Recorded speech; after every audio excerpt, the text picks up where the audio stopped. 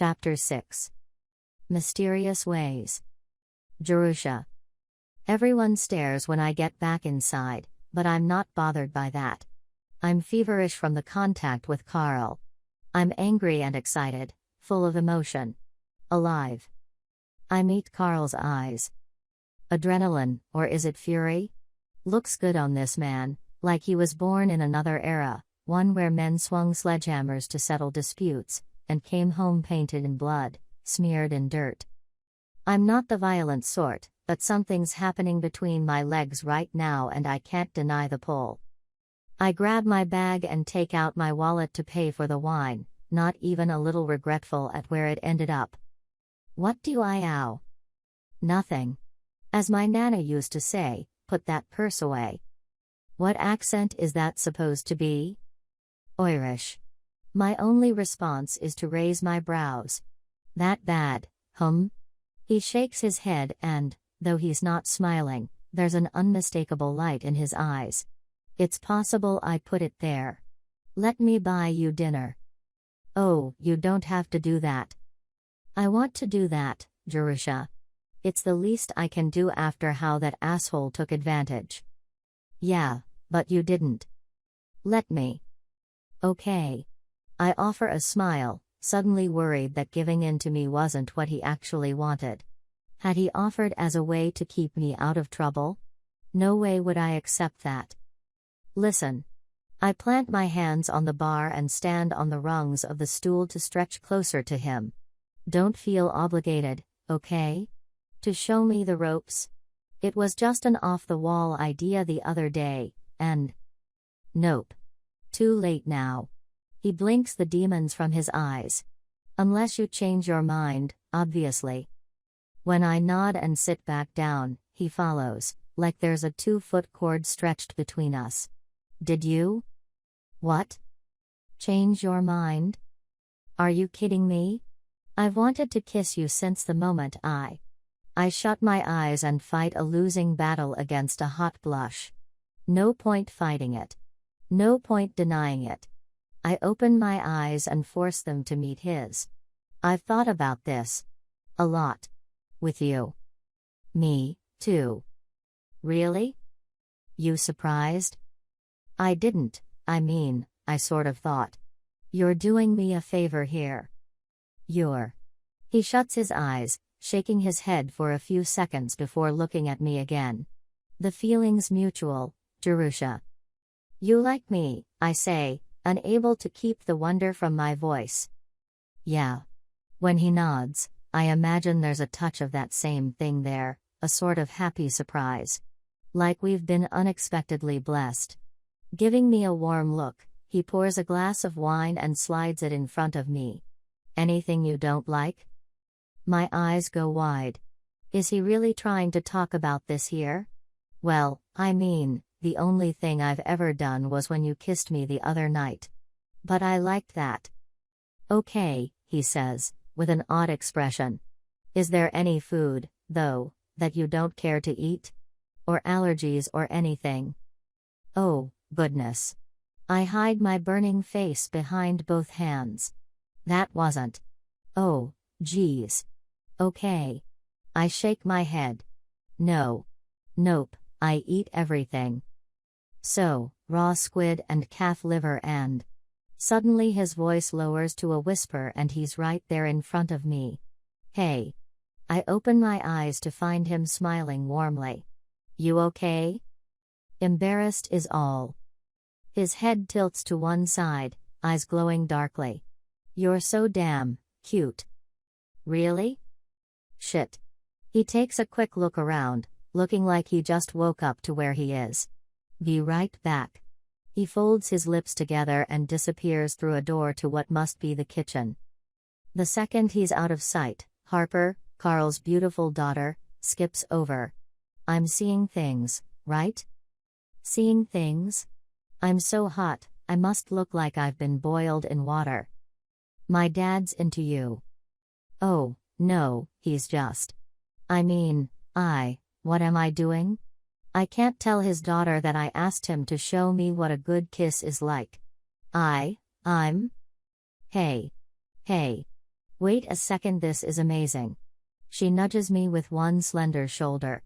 I've literally never seen him into anyone. He's a monk. Fricking Friar Karl, self-flagellating at home 'cause he was a wild man in his youth and sowed one too many wild. She cuts off abruptly as the door from the back swings open, revealing her father with his arms full. After a quick elbow nudge and a wink, she disappears into the crowd of diners, humming. What did Harper tell you? I think I'm not supposed to tell you. It's not like this type of thing's happened to me before. He plunks down silverware and a napkin, along with a basket of heavenly scented bread and a ramekin of butter. They send my taste buds into overdrive. A distrustful squint takes over his face. Why not? She was nice. I don't want to. I wave my hand, as if that's any sort of explanation. Nice? He harumphs. That's good enough for me, I guess. I eye the bread. That smells amazing. Have some. Oh, no, I'll wait. Do it, Jerusha. Eat the bread. Yeah? I'm not supposed to, you know, wait until the food arrives, or something? No. He breaks open a roll, releasing steam and enough scent to set off a rabid growl in my belly. Whoa. Hang on. In a hurry now, he spreads butter on the bread, and hands it over. Dig in. I do. And it's so good, I moan. I barely take notice when Karl blows out a hard breath, slaps the bar, and walks away. I swallow the bread and stuff another bite into my mouth. A couple minutes later, he's back with a small terracotta plate of shrimp in a chunky sauce. Spiced camarones, he says. When I don't immediately respond, he indicates the dish with his chin. Go on. Tell me what you think. I pick up a shrimp and bite into it, and holy mother, it's the best thing I've ever tasted. I don't say a word, but he must know I love it, because his eyes are on me and he's nodding a little, like he knows. He pushes the basket of bread closer. Dip it in the sauce. It's sweet and salty and hot, hot, hot, with garlic and spices I've only recently discovered. I swear I'm drooling when I say, that is the best thing I've ever eaten. Hands down. He grins. Just wait. The second shrimp goes down the same way, although I notice different things this time, a perfumey green herb that lifts the whole dish up. I love it. I want to marry this. I'm half laughing, half moaning, and he joins in, though he hasn't even tasted it. Here. I push it toward him. Eat some. Nope. Just enjoying the show. Hey. I say, half-heartedly. I can't be bothered to feel embarrassment. I know how I am about food. I know how it looks, and I don't care. The fact that he appreciates it makes me like him that much more. I really do like him. I like his restaurant, too, and his daughter. My eyes follow his progress down the bar, to where two men have sat down for dinner. He shakes their hands and chats with them, looking friendly and warm and happy to see them. It's probably wrong to objectify him, but it's hard not to from this distance. There's something so confident about the man. Tall and straight and hefty in a way that excites me. I imagine all that power doing things to me, though I still don't know exactly what it is that I want. I mean, I've watched sexy stuff. I've seen what people do. My parents insisted that curiosity was one of my worst vices. I know at least some of what two bodies can do together, to each other. But that man over there, standing so straight and strong, so confident and warm, I've tasted him. I've felt his firm touch. I know how he smells, close up. Knowing and experiencing aren't even in the same realm. My eyes drink him in now as he pours a few things into a big, silver cup, shakes it all up carefully, serves it to his two new customers. He's rolled up his sleeves to just below his elbows, a place I've never admired on a human before, which showcases tattoos I had no idea were there, muscles, and thick-knuckled fingers that work with absolute ease and expertise. Will he work me like that? I'm breathing hard just thinking about it. It doesn't occur to me that I'm staring until his gaze shifts to mine. Just that eye-to-eye contact rearranges my insides. A shiver runs through me. He knows what I'm thinking. He knows. He pushes off the bar, saying something to his customers, without taking his eyes off me. Peripherally, I notice them watching me, probably wondering what's gotten into Karl McCoy. Slowly, he prowls toward me, an inexplicable dichotomy of tight muscles and loose limbs. How would it feel to let that capable body take over? No. Not would, I realize with a startled little jolt. Will. How will that feel? Got a minute? He asks, which I don't immediately understand. Sure. Follow me, he growls before heading through a wooden door in the back of the room. Karl. I shouldn't be doing this. Not here, where I've literally fired employees for inappropriate behavior. I shouldn't be doing this, but I am. And she's following me, which? Hell, I don't know if I'm pleased or unhappy about that. Bullshit. I glance down to where my cock's pressing against the front of my jeans. Calling bullshit on myself's sort of been my mantra for my 40s. So, yeah, I'm excited as hell that she's right behind me. I unlock my office door, wait for Jerusha to step inside, and follow her in, locking it behind me. Shit. What an asshole. Full restaurant out front, and I'm back here, stammering in front of the woman who wants me to show her the ropes. Come here. She's in my arms in under 2 seconds flat, and I remember, Christ, I remember, how good she felt. Only the kiss is better tonight, frantic and heated, like we've been plopped down in the middle of this attraction, instead of starting in the very beginning like the other night. And, goddamn, the middle is one hell of an inferno. She's wrapped around me, stroking, feeling, consuming me, arms, shoulders, neck, like she's been thinking about doing this and she's finally got the chance. Which is precisely how I feel. There's no measuring or careful weighing here, no learning or getting to know each other, this shit is fire. And I'm jumping in head first. Lips, teeth, tongue, and every one of my senses. My hands in her hair, holding her tight, tighter. So tight, she stumbles back to land against the door. She deepens the kiss, and those moans, the ones I couldn't get enough of at the bar, are back, only they're hungrier. Shit, that hadn't seemed possible. I yank myself back, with difficulty. Like this? She nods, wraps her hand around my neck and pulls me back in, and, fuck, I've got to feel her, taste her, smell her down there. One fist's got her pegged to the door, the other slides over her thin sweater, feeling warm, curvy flesh beneath. I slip under the sweater to find soft skin, grunt at the heat, and stroke down to where her rounded hips the perfect size and give. Another pain sound tears from my throat. My hips tilt forward until my cock's against her. Damn it. This isn't right. I rip myself away from her plush, hungry mouth and hover there, breathing her air, her smell, her high whimpers. Shit, Jerusha. I glide my mouth over the side of her face to her ear and whisper, "You're killing me. Sit okay? Am I doing it right?" What? I loosen my hold on her hip, breathe, and pull away. Just a little, 'cause, shit, I'm not ready to put space between us yet. I'm on fire. I don't hear her laugh as much as I feel it, a vibration from her chest to mine. Good. Her lips curve up, puffy and pink and more sensual than anything I've touched before. She tilts her hips forward to meet mine again. Air escapes me. Watch out. I whisper, meeting her playful gaze. I'm an old man.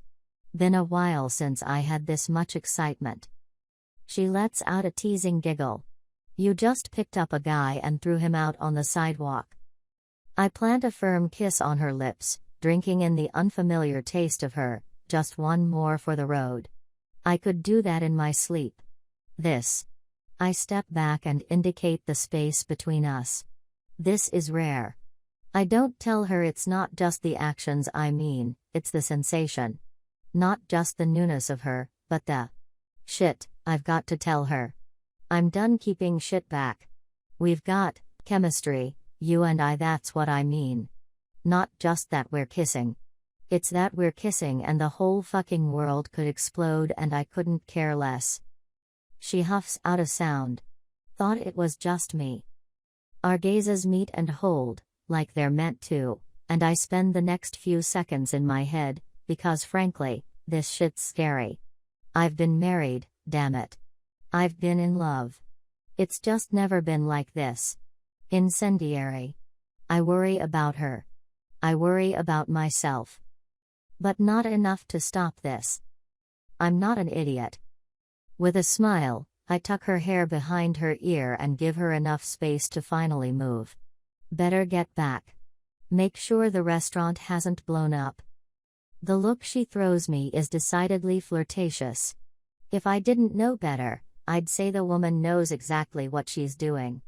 They probably called the fire department on us, she says, and it's so goofy, so unexpected, this whole damn thing, that I laugh, the sound trailing off as I throw my arms around her and give her a happy hug. I kiss the top of her head and put her away from me. Let's go see if your second course is ready.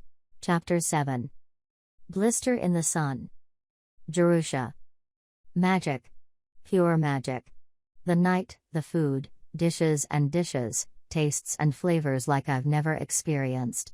Steak and sweet potatoes and roasted mushrooms, green bean French fries, hot fiery slaw and a bright, tangy salad that almost made me weep. Every dish I tried had him going back into the kitchen for more, as if my reactions fed him as much as the food fed me. Then there was the wine.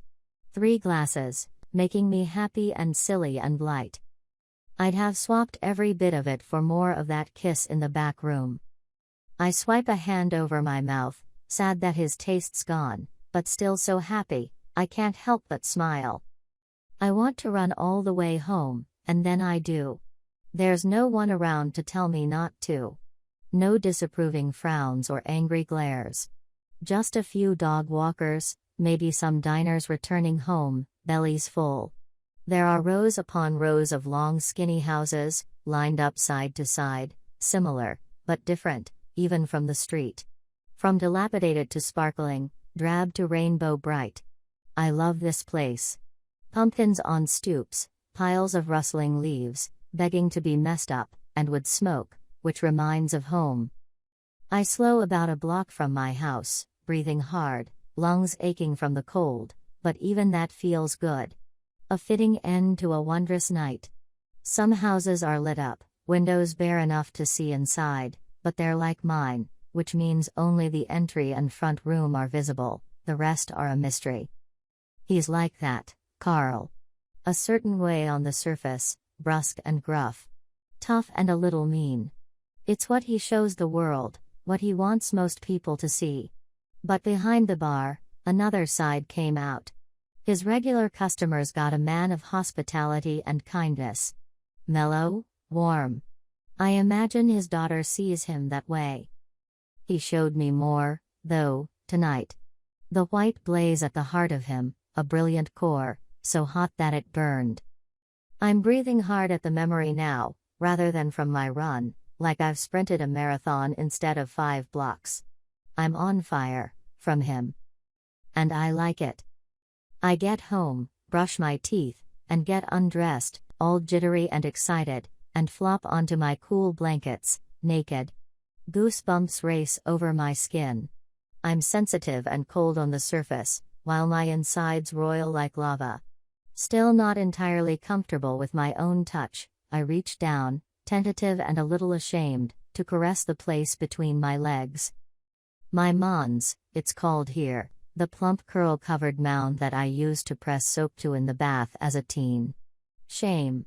That's what I'd felt back then as I'd scrubbed hard in search of sensation. No more, I insist, again. And again, and again. No more shame, no more fear of a God who'd rather hurt than celebrate. No more living for the promise of a brighter afterlife. In the moment, I throw off what I've been taught and dive into what I've learned on my own. My hair down there is beautiful. It's wiry and thick, luxurious. I don't have to move lower to feel the wetness, also a sort of luxury. Natural, and God-given, if I'm to believe He created me. But I don't. I can't. It's not who I am. Instead, I pull away from dogma and dig into warm, pliant flesh, slick and swollen from desire. My labia, lips. Sensitive and lush. Complex in a way that mirrors my insides, though somehow simple once I got to know them. My finger grazes the miraculous seat of all my pleasure, pushing air from my lungs in a silent gasp. My clitoris. Clit. The seed of pure sin. Would this spot even exist if we were made as my parents claim? No. I let myself moan aloud, give my bliss sound and space in a world that wanted to deny it. And then, because I've truly given in to my flesh's needs, I slide down to my opening, circle it and ease one finger inside my slick, hot hole. Until I came here, I was ignorant of my own anatomy. Now I know the name for this, too, and everything inside. How babies are made, and orgasms. I smile. That is an art I've perfected in a very short time. I could do it now in under a minute, but I've learned that true extravagance lies in making it last. He appears again, behind my eyelids, only it's not looks I'm seeing now, it's the other things he gave me tonight. From the press of his hips to mine, I got a taste of what is contained in those muscles. Not just good to look at or to touch, they're full of power.